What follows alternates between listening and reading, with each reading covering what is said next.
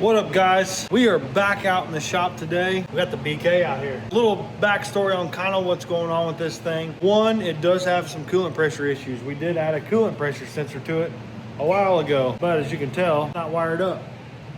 If you look at the front of the truck, you can see this like streaky watermarks on the front of the truck. That's because this thing has coolant pressure issues and decides to push water out of the radiator. It doesn't ever come out of the overflow, which makes no sense to me, but it always blows out around the cap. So we got the sensor in. Like I said, I need to go through and wire that up and make that functional so we can data log that stuff. Because a while back we replaced the turbo on the truck. We put one of the VS 7689s. We've got the 80 millimeter version on the Mustang, but we changed this out last year in the beginning of the season. We took it to the track one time. It ran good until I started turning it up. Then it just started pushing water out of it. It's kind of always done that. So I'm not really worried about the water as much, because if I run about a half a gallon low on water, it's golden. It seemed like the more power I added to this thing, it just didn't go much faster. And I got, I think, all the way up to like 24 pounds of boost on this turbo, where that thing should make a ton of power. And it actually went about as fast as the old S475 did on about 10 pounds less of boost. So something's up. I'm starting to think it's a transmission or a converter issue. Also, one of the things about this truck is it has stock suspension underneath of it. So when you're on a 400 and you got it on the trans brake and I'm trying to let go of this button, it really upsets the suspension of the truck. This transmission that's in the truck, it's a Jegs Turbo 400. They don't sell them anymore, but they used to. Really good transmission. I had really great luck with it. I had pulled it out a few years ago to have it serviced because I hadn't done anything to it. And when I had it serviced, they said everything looked good. They just kind of cleaned it up, put it back together. So I don't know if now it's actually got an issue transmission sidewise, or if it's the Jegs X HD converter that's in it. Maybe we've just exceeded the power level with this new turbo. But when we try and leave in first gear, it upsets the suspension, and this transmission doesn't have second gear lead. A buddy of mine had a Powerglide for sale, and I picked up a Powerglide with a Circle D converter and a Powerglide shifter on a good deal. So I was like, you know what, the heck with it. And I actually originally bought it for the Mustang. I was gonna put a Glide in the Mustang. But I decided not to mess with it because it works, it does what it's supposed to. This one does not. So we'll pull this one out, probably have it looked at again. It doesn't have an aftermarket bell housing on it, but I'll probably go ahead and have it cut for an aftermarket bell housing, and I'll use it as a backup for the Mustang. And I did all the math on this. With a Powerglide and the rear gear ratio that is in this truck, it will have very close to the same starting line ratio as the Mustang. And if you've ever seen this thing leaves like butter.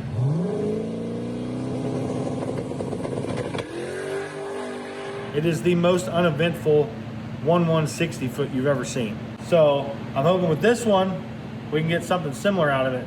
But I've actually got some new shocks to put on the front of this thing as well. But right now, we're just gonna get into yanking the tranny out of this thing, getting this Powerglide put in it. Hopefully we don't have to change drive shaft length, but we'll see when we get to it. So anyways, I'm gonna get this thing up in the air. We're gonna start yanking the tranny and the converter out of it.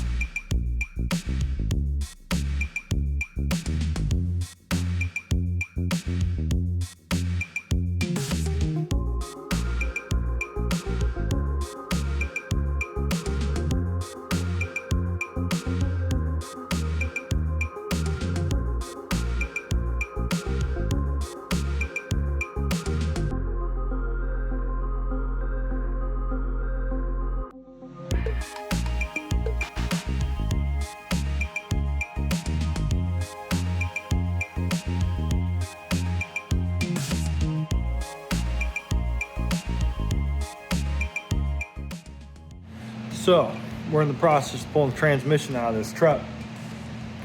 And now that we put full exhaust on it, we have to pull the exhaust off the new downpipe because everything kind of wraps underneath the transmission and like down around the trans cross member.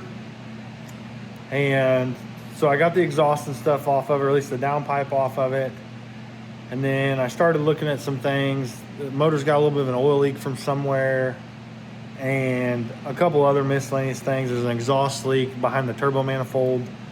The turbo manifold on this truck is a huge pain in the butt to pull off, mainly because of the way everything sits underneath the fender. I need to put a radiator fan shroud on this thing. I'm planning on taking the radiator up to Brad at Vasco Speed and see if Brad can whip me up a fan shroud for this. Hopefully help with cooling and all that stuff, because if you get it hot and you get it out and drive it on toasty days, it does get a little warm, warmer than I would like. And as long as you stay moving at certain speeds and stuff, you get enough airflow, it'll relatively cool down, but there's very little airflow in the front of this thing. One thing I also noticed is the brackets for the intercooler are broken, and this intercooler is honestly too small for this thing. So I just started weighing in all these options. The truck, if you didn't know, used to have a turbocharged LSA 6.2 in it with a 400. Truck went pretty fast back then, but it ended up breaking a piston and I pulled it out. Well, then I ended up getting a 5.3 or 4.8 put in it back then, and it's just always had a 4.8 or 5.3 in it since then. The 6.2 went to the Mustang for like a season, and it always had issues after I replaced that one piston, and it just seemed like it always had like a weird issue. Well, come to find out, the crank reluctor had spun, which makes sense why it broke a piston. The crank reluctor spun like 7 teeth or something. It was like 50 some degrees off on timing. So it's no wonder it broke a piston when it did. So the motor got pulled out of it, and then a 5.3 went in it. So I've had the 6.2 sitting in the shop this whole time, just sitting on a stand, needs crank to come out of it. I got to weld the reluctor on, fix that, put it back together. It's good. But since the truck needs so much work,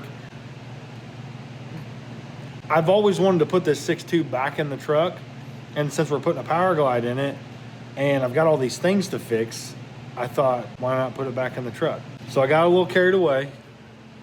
I started yanking the front end off this thing, because I think I'm just gonna pull the motor and transmission and everything out of it, and then put the 6.2 back in it. It's already on the stand. We're gonna get it ready to try and pop the crank out of this thing, see if I can get the reluctor welded up on it, get it put back in the motor, and then we can put a pan on it, front cover, and seal this motor back up. And then we can bolt it to our Powerglide with our new Circle D converter that we've had laying around. And we're gonna throw it in here. There are some things we're gonna do as soon as we pull this one out, because I wanna make a couple modifications and clean up some stuff here that I've been wanting to clean up for years. Because this truck's been together since like 2018, 2017, somewhere around there, maybe 2016, might have been 2016 since it's been together. So it's been together roughly 10 years, probably 8 to 10 years. Man, that escalated quickly, didn't it? I'm gonna head over to the garage, and we're gonna start yanking the 6.2 apart and getting it prepped and ready. That way we can get it bolted to this Powerglide. Like I said, so this is an LSA 6.2 block, rotating assembly and everything. It does have a set of aftermarket cylinder heads on it. A company called Excess Flow, it's like a sister company to RPC. And they hooked me up with a set of these a few years back, and we put them on, and we honestly didn't really get to test them a whole lot. So hopefully we can test them out on the truck here. But I got them as a bare casting, and then I had to go through and find all the valves and figure out that, and figure out rocker arms and rocker stands and push rod length and all that stuff to mate these up to this motor. So we did all that hard work in the past. I don't even know if I made a video on it or not, but as you can tell, the motor's partially taken apart because I had to take the pan off of it to use it on something. Front cover went on something. But like I said, the crank reluctor had spun on it. So we've actually got to pull the crankshaft out of this thing. So we're gonna do that without pulling the motor completely apart, but we're gonna first start with pulling the rocker arms and stuff off. That way the camshaft's out of the equation, valves are all closed, and then we can flip this over, we can start dissecting it and pulling the crankshaft out of it so we can get that crank reluctor welded up. Normally you would just pull the heads off of it and go through, you know, pulling each rod and piston out and all that stuff. I don't want to get into that, mainly because I put these heads on and with fresh gaskets and stuff, and they probably have a half a dozen 1/8 mile passes on it and maybe like a dyno session or two. So not a lot of time on these heads. So I really just don't want to waste the head gasket at this point. It runs the LS9 head gasket or the LSA head gasket, however you want to look at it. And I don't want to untorque these. I just don't want to. So we'll flip it over and start getting this thing apart.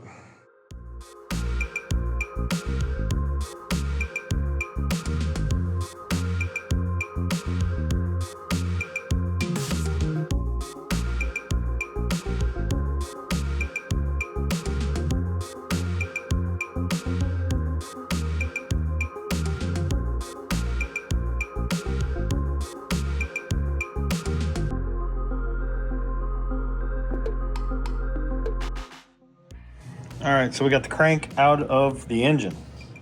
As you can see, everything's there. Bearings don't look too bad. I could probably replace them just since I'm already here and I know what bearings go in there, and I think I have a set. And then here, you see the reluctor. We've got our Goodson tool here, and we're gonna line it up with this dowel pin here, and then this other dowel pin here should line up with that hole. So let's slide her on in there. And this is how you index your crank reluctor. Oops.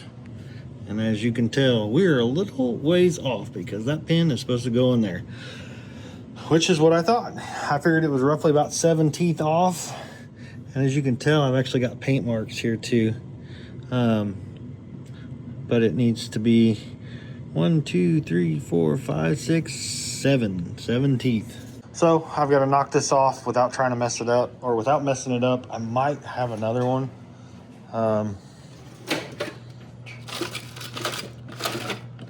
Yeah, I've got one here.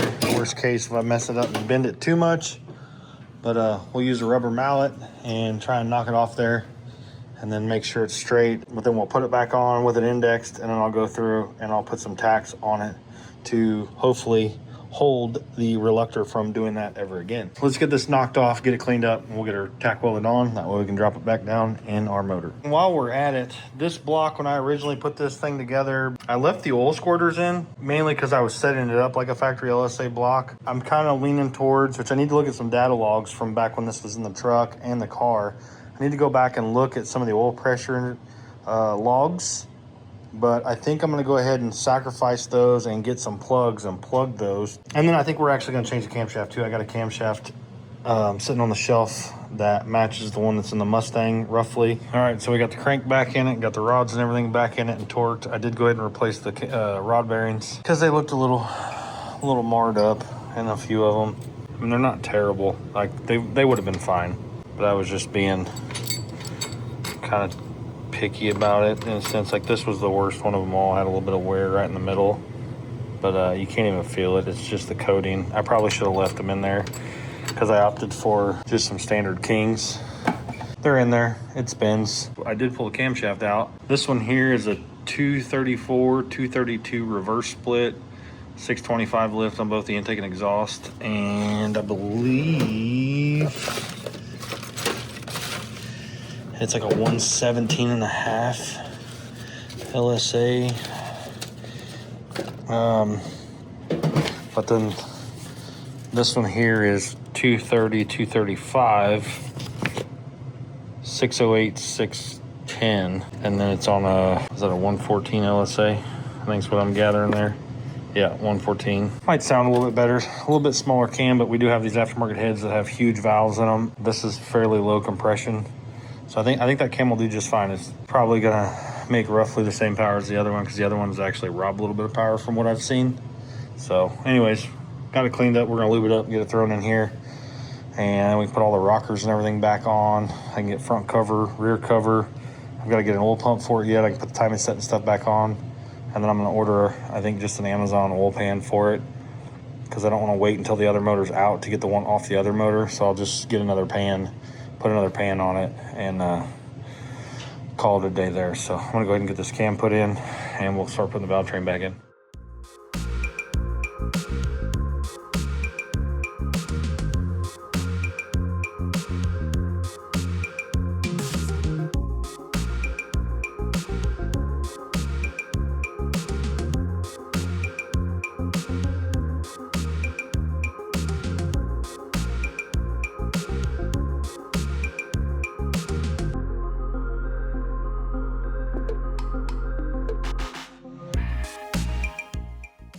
So we got the crank and everything back in the motor, and I had to get a couple pieces. I didn't have any more Gen 4 timing covers. I had robbed the one off that one originally whenever I put this 4.8 back in the truck, because the way this is set up, it has an oil drain in the front cover. Rather than wait until this one gets out and off, I ordered a new front cover off Amazon. I got another oil pan coming for it because I robbed the oil pan off of it as well for this 4.8. And I want to be able to put it on the run stand and start it and do all that stuff before we put it in the truck, because I put an Amazon oil pump on it. I know I probably shouldn't test it with how much I beat on this thing and the fact that it's on the LSA 6.2, because the LSAs are really expensive, but I really want to test out one of these pumps and kind of push it to the limit. I guess we're gonna find out. So like I said, I got the Amazon high volume pump on it, but we're waiting on the pan and front cover to come. But I'm thinking I'm gonna redo the oil drain setup on it. So I think when I get this new pan, I'm gonna go ahead and put a new dash 12 bung down here on this flat spot. And my hope is whenever we get this out, I can clean up the firewall and everything. Over time, the firewall's gotten scratched up. And whenever I painted it, I just put like a rattle can single stage on it. So I kind of think I want to scuff it up. And I think I want to repaint the firewall. And I want to clean up all the frame. The frame's really nice and painted. It's just dirty. I mean, I drive this thing all the time. So I want to clean up the frame rails a little bit. I'm just going to get into getting the motor and driveline and stuff tore apart out of this thing. So when we get the 6.2 ready, we can bolt the 6.2 to Powerglide and drop it right in there. So I'm sitting here pulling everything off this engine, getting it to where I can get ready to pluck it out of here. One thing I wanted to touch base on was this engine. This is a all aluminum 4th gen 4.8 liter. They didn't make those. This is a 4th gen block that I had that I put 4.8 internals in. And I think this one actually, I think it's a 30 over motor, so it's got 0.75 millimeter pistons in it. And if I remember right, this is a company that I used out of California at the old engine shop that I worked at. And this little motor took some beating. So kind of gives me hope that some of these aftermarket cast or hyperneutectic pistons work pretty good. I don't know what power level this thing has seen, but it's been quite a bit. I mean, it's probably been 800 turned up, but I don't know that for certain because I never dynoed it. One thing, like I said, I wanted to touch base on was this. This is a Amazon intake or eBay intake, and I I believe this one came with rails. Yeah, I think it came with rails, or maybe I bought rails. I think I bought rails that were designed to have the injector straight up and down like an LS3. Most like your LS1, LS6 intakes, the injector is actually kind of like canted back, or however you want to. But if you look at the intake port, you can actually see the intake port's not straight. So the injectors are generally kind of pointed differently. So I think I've just searched and found one that had the 3-bolt holes that were generically made for this style intake. This is kind of like a Holley short 4150 style intake. But this was like, I think you can get them online now with the rails, and I think they're like $200. So this little intake did really well. One thing I was really impressed with at one point, which you can't see and I don't have my flashlight, but the intake ports and stuff lined up honestly pretty well. So I was pretty impressed with that. And then I did end up adding the spacer here, mainly because I wanted another vacuum port, and I didn't want to drill the intake. And I wanted a little bit extra height just for more quote-unquote plenum volume. I did that, but the new 6.2 or the LSA actually has the Holley split manifold. It's about an inch taller than this current setup, so we are going to have to modify the charge piping a little bit. But yeah, this has stock 706 heads, and the main reason I'm pulling this out, these heads came off the old 5.3 that was in this, that a few years back had bent all the rods in it, but it had the not so good Gen 4 rods in it. So I put this motor together, just kind of whipped it up, and I took these heads and put them on this motor from the other motor. Well, that motor there towards the end of its life actually had coolant pressure issues. I took these heads, had them surfaced. They were warped, but I had them surfaced, put them back on this motor, and I've had them off this engine twice, putting head gaskets and head studs on it, and it still always has coolant pressure issues. So more than likely, these cylinder heads are junk.